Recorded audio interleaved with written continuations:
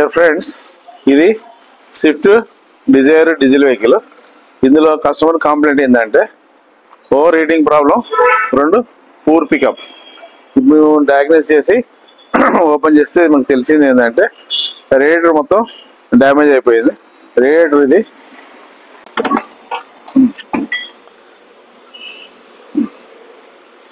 Radiator top tank ఈ పొడుగున leak అవుతుంది, ఇది అని కింద లీక్ అవుతుంది. దీన్ని రిపేర్ పంపిస్తాం.